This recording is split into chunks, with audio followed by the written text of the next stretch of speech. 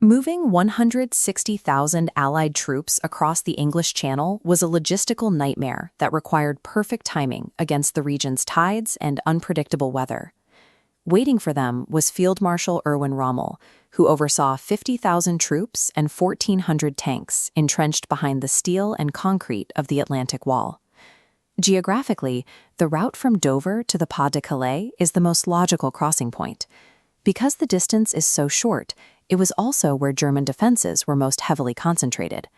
To land successfully at Normandy, the Allies had to convince the German High Command that the true invasion was destined for that narrow crossing at the Pas-de-Calais. In 1944, the Germans viewed General George S. Patton as the Allies' premier attacking general. Their intelligence reports consistently rated him as the commander they most expected to lead any invasion of the continent. In reality, Patton had been sidelined. Following the slapping of two shell-shocked soldiers during the Sicilian campaign, General Dwight Eisenhower removed him from active command. The German High Command remained unaware of this disgrace.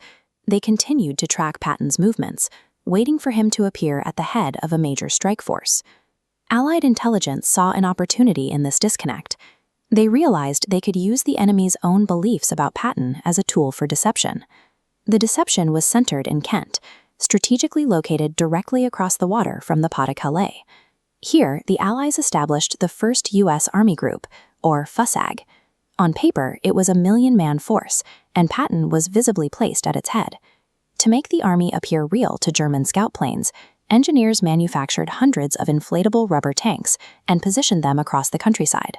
Harbors were filled with dummy landing craft made of wood and canvas, while fake aircraft were arranged on airfields to complete the illusion of a massive buildup. The sheer scale of these physical fakes provided the exact visual confirmation German intelligence was already predisposed to find. While the physical decoys provided a visual cover, the Allies knew the Germans would monitor the airwaves for electronic confirmation. They created a massive fake radio network broadcasting directly from Kent. Specialized operators spent weeks mimicking the routine radio chatter of a real army, broadcasting fake supply requisitions and troop movement orders to mislead German listeners. On the ground, non-combat clerks and cooks moved between camps wearing fake FUSAG uniform patches to simulate a massive troop presence for any remaining German observers. These efforts were supported by a network of double agents who fed staged reports and photographs of Patton inspecting these phantom units directly to the German High Command. By aligning physical decoys, coordinated radio traffic, and human intelligence, the Allies constructed a reality that matched exactly what Hitler expected to see. When the Allies finally landed on the beaches of Normandy on June 6, 1944, the deception continued to hold. Upon hearing of the landings, Hitler remained convinced that the Normandy assault was a diversion, designed to pull his forces away from the real attack.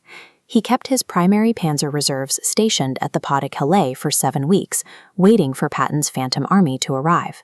This massive delay prevented a concentrated German counterattack, allowing the Allied forces to secure their foothold in France. Once the Normandy beachhead was established, Patton's role as a decoy ended. In August 1944, he secretly moved to France to command the actual Third Army. During Operation Cobra, General Patton's armored units moved with the blistering speed and aggression the Germans had always feared. His actual combat operations shattered the retreating German lines and began a rapid drive toward the heart of Germany. Patton spent years training for combat, yet his presence alone, commanding a fictitious army of rubber and air, kept the German reserve force immobilized, while the real war was won at the water's edge. Moving 160,000 Allied troops across the English Channel was a logistical nightmare that required perfect timing against the region's tides and unpredictable weather.